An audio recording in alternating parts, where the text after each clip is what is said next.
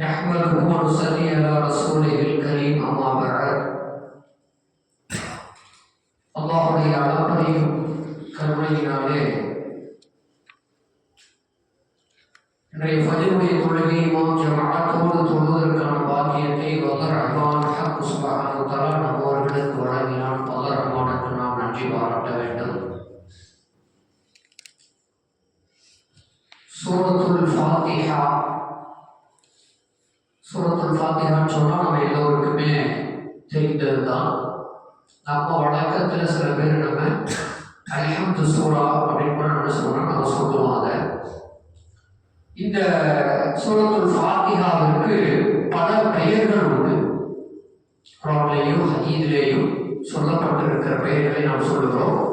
இதற்கு பல பெயர்கள் உண்டு. குறிப்பாக நம்ம இதை சூரத்துல் ஃபாத்திஹா அப்படிங்கிறது குர்ஆனிலே நமக்கு அத்தியாயம் தலைப்பேட்டே கொடுத்திருப்பாங்க. தோற்றுவாய், ஆரம்பம் அப்படின்னு சொல்லலாம், தோற்றுவாய்ன்னு சொல்லலாம், துவக்கம் தமிழ் அப்படி எப்படினாலும் மொழிபெயர்க்கலாம் நம்ம அப்படி.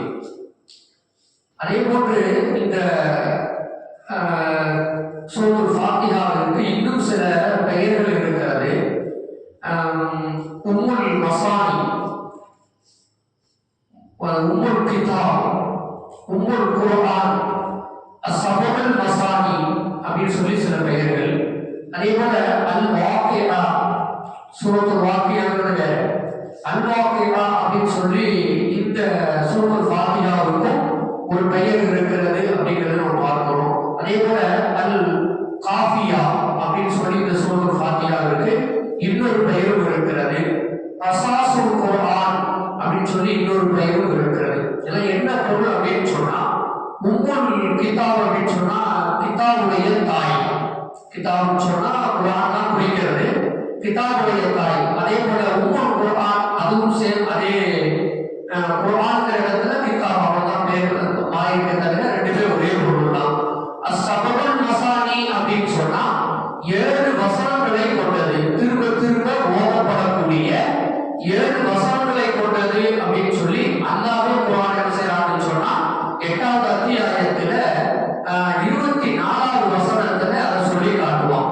யா அய்யுஹல்லதீன ஆமனு ஸ்தஜீபு லில்லாஹி வலிர் ரசூலி இதா தஆகும் லிமா யுஹய்யிக்கும் அப்படின்னு சொல்லி என்ன செய்யணும்னு சொன்னா நம்ம இந்த சூரத்துல் ஃபாத்திஹாவை பத்தி பேசுகிற பொழுது சொன்னா அந்த வசனத்தை அல்லாஹ் சொல்லி காட்டுவான்.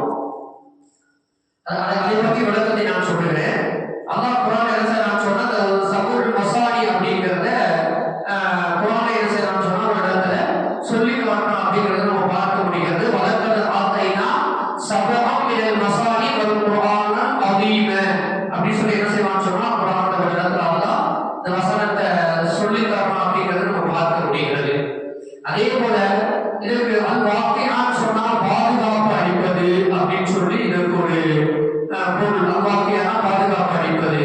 அல் காஃபியா அப்படின்னு சொன்னா போதுமானது, இதுவே நமக்கு போதுமானது அப்படிங்கிற ஒரு பொருள் கொண்டு இருக்கக்கூடிய அல் காஃபியா அப்படிங்கிறதும் இருக்கிறது. அதே போல அஸாசுல் குர்ஆன் சொன்னா குர்ஆனின் அடிப்படையே இதுதான், குர்ஆனுடைய அடிப்படையே இதுதான் அப்படின்னு சொல்லி ஒரு பொருள் இதற்கு இருக்கிறது அப்படிங்கிறத நம்ம என்ன செய்யணும் சொன்னா பார்க்கிறோம். பெயர்கள் இன்னும் கூட சில பெயர்கள் குர்ஆனிலும் ஹதீஸிலும் நாம் பார்க்க முடியும்.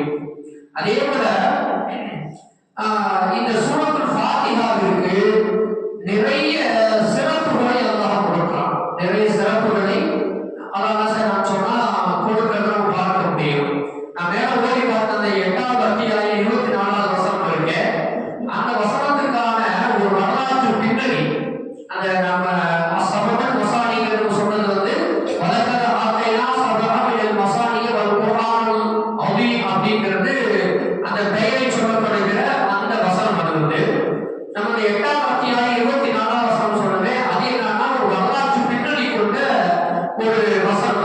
அது என்ன அப்படின்னு சொன்னா, பெருமானார் ஸல்லல்லாஹு அலைஹி வஸல்லம் அவங்க பள்ளிவாசலுக்கு வருகை தருகிறாங்க.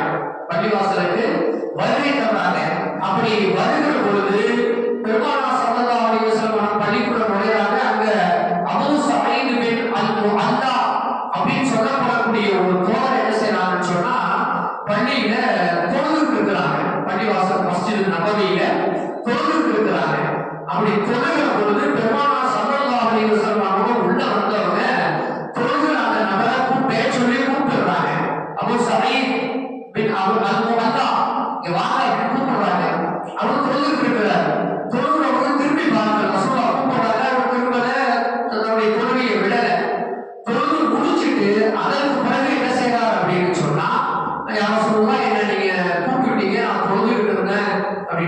அப்ப ரசூல் என்ன சொல்றாங்கன்னா, ரசூல் கூப்பிட்டால் நீங்கள் வந்துவிட வேண்டும் அல்லவா?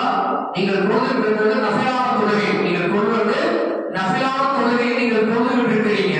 அப்படி தொழுகிற பொழுது அல்லாஹ்வும் ரசூலும் அழைத்தால் நீங்கள் வந்துவிட வேண்டும் என்று அந்த வசனம் உங்களுக்கு ஞாபகம் இல்லையா, நினைவில்லையா அப்படின்னு சொல்ல என்ன செய்றாங்கன்னு சொன்னா, 8வது அத்தியாயத்தில் இருக்கக்கூடிய 24வது வசனத்தை, யா அய்யுஹல்லதீன ஆமனு ஸ்தஜீபு லில்லாஹி வலிர் ரசூலி இதா தஆக்கும் லிமா யுஹய்யிக்கும், உங்களை உயிர் பெறச் செய்வதற்காக வேண்டி, உங்களை உயிரோட்டமாக வைப்பதற்காக வேண்டி அல்லாஹ்வும் ரசூலும் உங்களை அழைக்கிற பொழுது நீங்கள் என்ன செய்யணும்னு சொன்னா, அழைத்தால் அதற்கு பதில் சொல்ல வேண்டும் என்று அல்லாஹ் குர்ஆனிலே சொல்லி இருக்கிறானே. நான் ரசூல் வந்து அழைக்கிறேன், நீங்கள் பதில் சொல்லாமல் இருக்கிறீர்களே என்ன செய்றாங்கன்னு சொன்னா, சொல்லிட்டு அதுக்கு சொல்றாங்க, நீங்க பள்ளியை விட்டு போகும்போது என்கிட்ட ஒரு விஷயத்தை கேட்டுட்டு போங்க. பள்ளி விட்டு போகும்போது நான் உங்களுக்கு ஒரு அற்புதமான ஒரு செய்தி நான் உங்களுக்கு சொல்லுவேன். குர்ஆனிலேயே மகத்துவமிக்க ஒரு அத்தியாயம் ஒன்று இருக்கிறது. அந்த அத்தியாயத்தை நான் உங்களுக்கு கற்றுத் தருகிறேன். போகும்போது என்கிட்ட நீங்க கேட்டு பேசிட்டு போங்க அப்படின்னு சொல்லி என்ன செய்றாங்கன்னா, ரசூலுல்லாஹி ஸல்லல்லாஹு அலைஹி வஸல்லம் அவங்க சொல்றாங்க. அன்றைக்கு அவர்களே அவர் தொழுது முடிக்கிறாரு. தொழுது முடிச்ச உடனே என்ன செய்றாங்கன்னா, இப்போ வெளியே போறதுக்கு எத்தனைக்கிற பொழுது நபி ஸல்லல்லாஹு அலைஹி வஸல்லம் பக்கத்துல போய், யார் சொல்லலாம் போகும்போது என்ன உங்களை சொல்லிட்டு போக சொன்னீங்க, கேட்க சொன்னீங்களே அப்படின்னு சொல்லிட்டு, ஆமா அப்படின்னு சொல்லிட்டு பெருமானார் ஸல்லல்லாஹு அலைஹி வஸல்லம் அவருடைய கரத்தை பற்றி கொண்டு கையில பிடிச்சுக்கிட்டு பள்ளிக்கிட்ட சொல்றாங்கன்னா, பள்ளி அப்படியே வெளியே வருகிற பொழுது சொல்றாங்க, உங்களுக்கு நான் ஒரு அத்தியாயத்தை கற்றுத் தருகிறேன் என்று சொல்லியிருந்தேனே, அந்த அத்தியாயம் அல்ஹம்துலில்லாஹி ரப்பில் ஆலமீன் என்று ஆரம்பிக்கக்கூடிய 7 வசனங்களை கொண்ட, திரும்ப திரும்ப ஓதப்படுகிற அந்த 7 வசனங்களை கொண்ட அந்த அத்தியாயம் தான் அற்புதமான அத்தியாயம். அது குர்ஆனிலே மகத்துவம் பெற்றதாக இருக்கிறது. அதை நீங்கள் பற்றி பிடித்துக் கொள்ளுங்கள் என்று சொல்லி என்ன செய்றாங்கன்னு சொன்னா, பெருமானார் ஸல்லல்லாஹு அலைஹி வஸல்லம் அவங்க அந்த தோழருக்கு சொன்னாங்க அப்படிங்கிறது நம்ம புகாரியில பார்த்த புகாரியிலே 4 இடங்கள்ல 4, 4, 7, 6, 4, 7 என்ற எண்ணிலையும், அதே போல 4, 7, 0, 0, 3 என்ற எண்ணிலையும், அதே போல 5, 0, 0, 6 என்ற எண்ணிலையும், இப்படி சில இடங்கள்ல இந்த நிகழ்வு பதிவு செய்யப்பட்டிருக்கு அப்படிங்கிறதையும், அபூதாவூத், இப்னு மாஜா போன்ற கிரந்தங்களிலையும், முஸ்னத் அஹ்மதுடைய கிரந்தத்திலையும் இந்த செய்தி பதிவு செய்யப்பட்டிருக்கு அப்படிங்கிறத பார்ப்போம். அந்த அல்-ஃபாத்திஹா என்ற அத்தியாயம் இருக்கிறதே அவ்வளவு சிறப்பு வாய்ந்த அத்தியாயம் என்பதை ஒரு தனி சஹாபிக்கு பெருமானார் ஸல்லல்லாஹு அலைஹி வஸல்லம் அவங்க சொல்லி தந்திருக்கிற, கற்றுத் தந்திருக்கிற செய்தியை நாம பார்க்க முடிகிறது. அதே போல இந்த சூரத்துல் ஃபாத்திஹாவுக்கு இன்னும் ஏராளமான சிறப்புகள் இருப்பதை நாம் பார்க்க முடியும். உபய் இப்னு கஅப் ரலியல்லாஹு தஆலா அவங்க அறிவித்து தர்றாங்க. அவங்க சொல்லுகிற ஒரு செய்தி, அல்லாஹ்வுடைய தூதர் ஸல்லல்லாஹு அலைஹி வஸல்லம் அவங்க எனக்கு சொன்னாங்க, தௌராத் வேதத்திலேயும் இல்ல, இன்ஜீல் வேதத்திலேயும் இல்ல, அல்லாஹ் அந்த 2 வேதங்களிலேயும், அதே போல ஜபூர் வேதத்திலும் கூட இல்லை, இல்லாத ஒன்றை இந்த குர்ஆனிலே அல்லாஹ் கொடுத்திருக்கிறான். தௌராத்திலேயும் இல்ல, ஜபூர்லையும் இல்ல, இன்ஜீலையும் இல்ல.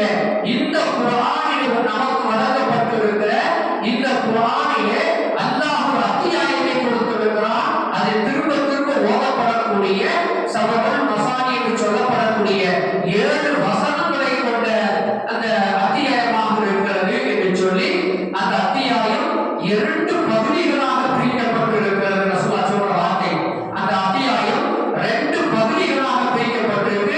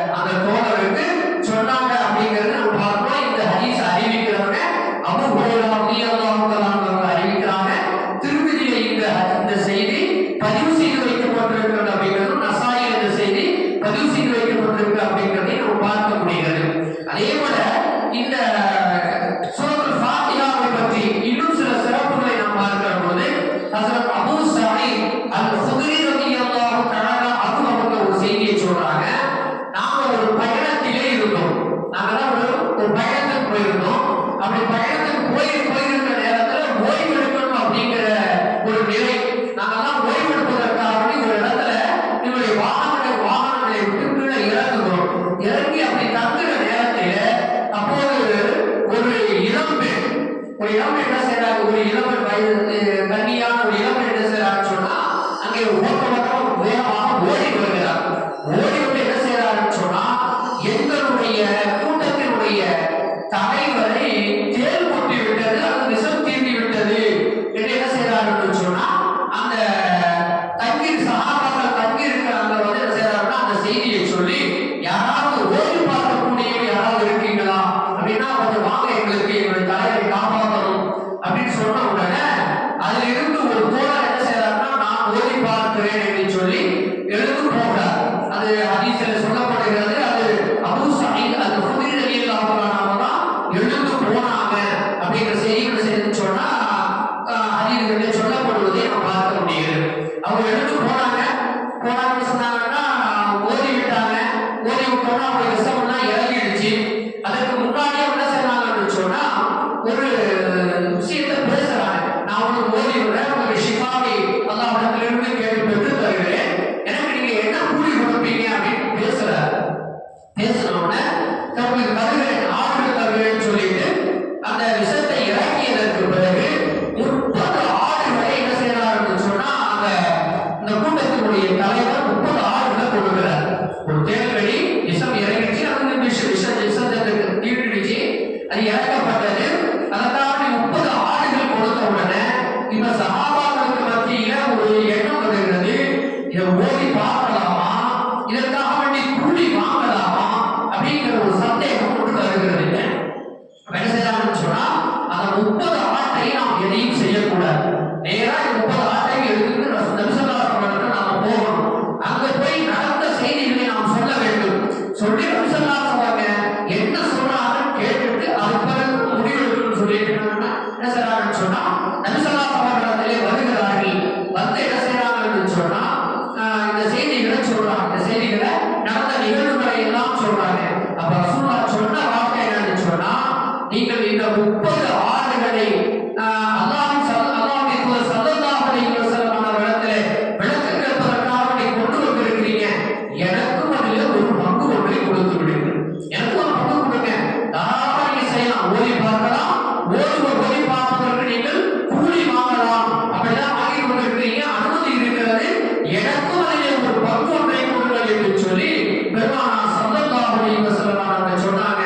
அப்ப அந்த தோழர்கள்ல ஒருத்தர் கேட்கிறார், உங்களுக்கு எப்படி தெரியுது, உங்களுக்கு இந்த விஷத்தை இறக்கிற சமாச்சாரம் உங்களுக்கு எப்படி தெரியும்? ஏற்கனவே நீங்க மந்திரிக்கக்கூடியவராக இருந்தீங்களா, மந்திரிக்கக்கூடிய அந்த விஷயங்களை தெரிஞ்சு வச்சிருக்கீங்களா, இல்ல வேற எதையாவது நபிசல்லாஹு உங்களுக்கு கற்றுக் கொடுத்தாங்களா அப்படின்னு கேட்கிற பொழுது இல்லை, நபிசல்லாஹு அவர்கள் சொல்ல நான் கேட்டு இருக்கிறேன். இந்த சூரத்துல் ஃபாத்திஹா இருக்கிறது, இது ஷிஃபாவை தரும், ஊதினால் ஷிஃபாவை தரும் என்று நபிசல்லாஹு அவர்கள் சொல்ல நான் கேட்டு இருக்கிறேன். அந்த அடிப்படையில் நான் சென்று இந்த சூரத்துல் ஃபாத்திஹாவை ஓதி ஷிஃபாவை அல்லாஹ் கொடுத்தான் என்று சொல்லி சொன்னா சொல்லப்படுகிறது. இந்த நான் சொன்ன இந்த வரலாற்று நிகழ்வு புகாரில பதிவு செய்து வைக்கப்பட்டிருக்கிற செய்தியாக நாம் பார்த்தோம் அப்படிங்கிறவர்கள். புகாரில் இருக்கிறது, அபூ தாவூத் முஸ்லிமுடைய கிரந்தத்திலேயும் இந்த செய்திகள் பதிவு செய்யப்பட்டிருக்கு. அதை ஓதி பார்த்தவர் அபூ சயீத் அல்-குத்ரி ரலியல்லாஹு அன்ஹு அப்படிங்கிறதும் அவர்கள் தான் சொல்லிட்டு என்ன செய்ய சொன்னா சொல்லப்படுகிற செய்திகளாக பார்க்கும்போது அந்த செய்தி வந்து முஸ்லிம்ல பதிவு செய்யப்பட்டிருக்கு. அபூ சயீத் அல்-குத்ரி ரலியல்லாஹு அன்ஹு தான் ஓதி பார்த்தவங்க, 30 ஆடுகளை வாங்கியவங்க அவங்க அப்படிங்கிறதும் முஸ்லிமுடைய கிரந்தத்திலேயும் பதிவு செய்து வைக்கப்பட்டிருக்கிறதாக நாம் பார்த்தோம். இன்னும் இது போன்ற சில சிறப்புகள் இந்த சூரத்துல் ஃபாத்திஹாவிற்கு சொல்லப்பட்டிருக்கிறது. இன்ஷா அல்லாஹ் அல்லாஹ் ரஹ்மான் வாய்ப்பளித்தால் அடுத்தடுத்த தினங்களிலே நாம் சொல்லுவோம். வாஹிரு தஅவானா அல்ஹம்துலில்லாஹி ரப்பில் ஆலமீன். அஸ்ஸலாமு அலைக்கும் வரஹ்மத்துல்லாஹி வபரகாத்துஹு.